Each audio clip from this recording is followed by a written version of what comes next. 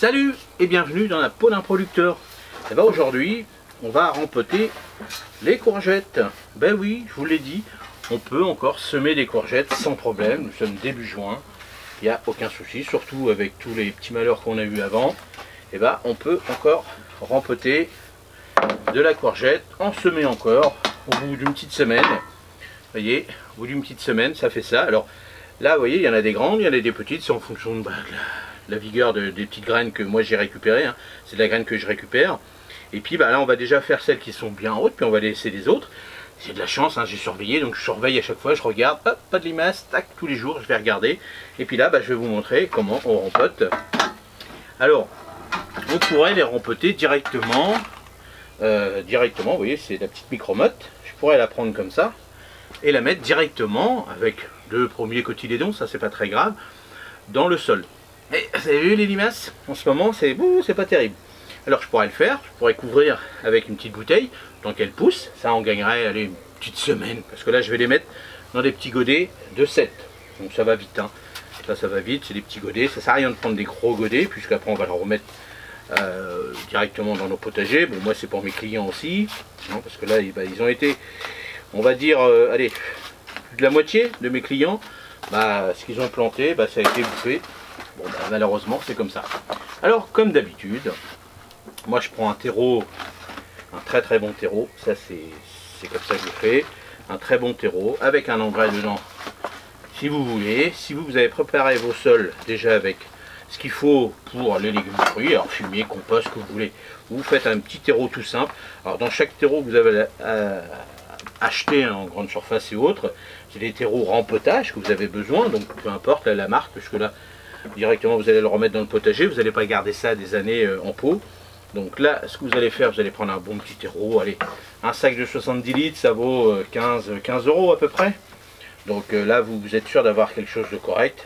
En dessous de, allez, hors promotion évidemment, en dessous de 5 €, pardon, vous achetez pas, ça sert à rien, ça va être de la tourbe, ça va être de la merdouille, vous n'allez rien faire du tout. Même surtout si c'est pour rempoter dans des godets puis remettre tout de suite après, c'est au bout d'une semaine voire 10 jours dans le jardin.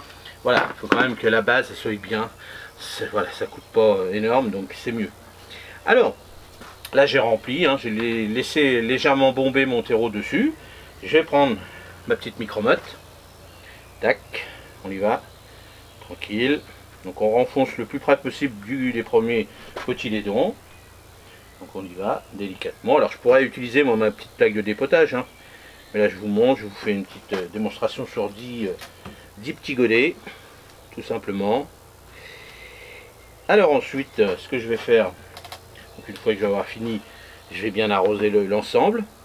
Je vais remettre ça, alors moi j'avais mis ça sous le tunnel dans mes tables, enfin sur mes tables pardon, et je vais refaire gaffe aux limaces, parce que ce qui se passe, alors moins quand même, parce que là j'ai quand même mis ça dans le micro-mode et j'y touche pas, hein. Vous voyez, je laisse comme ça, mais ça fait quand même une petite forme de stress quand même pour la plante.